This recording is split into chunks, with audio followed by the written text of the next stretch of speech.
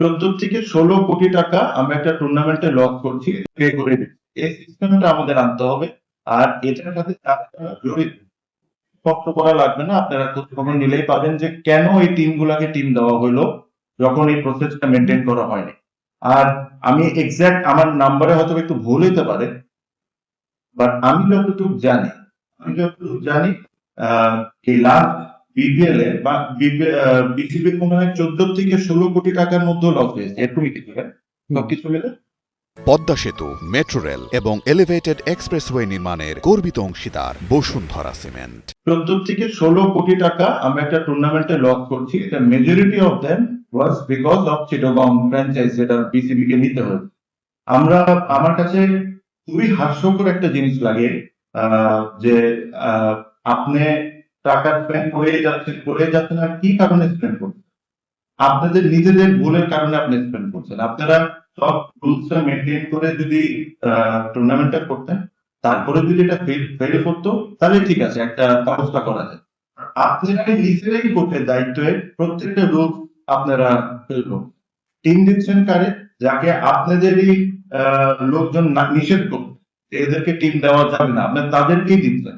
যখনই আমরা বিপিএল এ বিভিন্ন বিষয়ে কথা বলি যে বিপিএল এর ক্রিকেট ক্লিন হচ্ছে না, এই বিষয়টাকে আপনার ধরে আনতে হবে যে ক্লিন তো উপর থেকেও হচ্ছিল না। কেন আপনারা এই টিমগুলোকে দিচ্ছেন যাদেরকে নিয়ে অবজেকশন আছে? এটার পিছনে কি রিজন, কারা এটার সাথে জড়িত? এই জিনিসগুলা তুলে ধরা it is very very very high time. আমি একটা জিনিস বলেছি যে যদি আপনার ক্লিন করতে হয়, উপর থেকে নিয়ে নিচে পর্যন্ত প্রত্যেকটা জায়গায় আপনার ধরতে হবে। আপনি একটা জায়গায় দেখবেন, যেটা আপনি দেখছেন ওটা নিয়ে আপনি আলোচনা করবেন, ওটা নিয়ে কথা বলবেন, ওটা বলাটা খুব সহজ। বাট যে জিনিসগুলো আপনারা দেখছেন না, যে জিনিসগুলো আজকে আমি আপনাদেরকে বলছি, এই জায়গাটাও ক্লিন করা খুব ইম্পর্টেন্ট। বিকজ ক্রিকেট বিসিবি সব দিক থেকে এই জায়গা থেকে ক্ষতিগ্রস্ত হচ্ছে। আপনি একটা টুর্নামেন্ট করছেন, বুঝলাম টুর্নামেন্ট হবে, একটা টুর্নামেন্ট একটা সময় লাভ করতো, প্রফিট হইতো।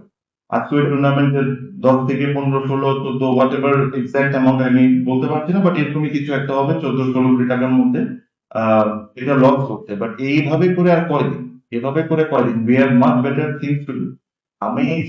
আমি জানি না সামনে যদি ইনশাল্লাহ আমরা যদি দায়িত্ব আসে, আমার যেটা ইচ্ছা আমি একদম পরিষ্কার বলি, যদি আমরা প্রপার ফ্র্যাঞ্চাইজ না পাই, আমার কাছে মনে হয় না যে বিপিএলটা করা উচিত আমার। যদি আমরা ফ্র্যাঞ্চাইজ যদি পাই, যে ফ্র্যাঞ্চাইজকে আমরা বিশ্বাস করতে পারবো, প্লেয়াররা বিশ্বাস করতে পারবে, নিট অ্যান্ড ক্লিন ক্রিকেট হবে, যেখানে প্লেয়াররা টাইমের মধ্যে টাকা পয়সা পাবে, অবশ্যই আমাদের এটা it's a fantastic product that we have. এটাতে মানুষের ক্রেজ আছে, মানুষ পছন্দ করে, আমরা অবশ্যই এটা করবো। বাট লাস্ট টাইমের মতো করার জন্যই করতেই হবে বলে করাতে, এটার চেয়ে না করাই ভালো। সো when I say যে এভাবে না করাই ভালো, আমি এই জিনিসটাই মিন করেছি যে কোনো কারণ ছাড়া করতেই হবে দেখে জোড়াতালি দিয়ে টিমগুলো নিয়ে 10 কোটি টাকার জায়গায় 2 কোটি টাকা নিয়ে করে দেওয়াতে না করাই ভালো। তো আশা করি আমরা বা ভবিষ্যতে যারা আসবে, they will start working towards this.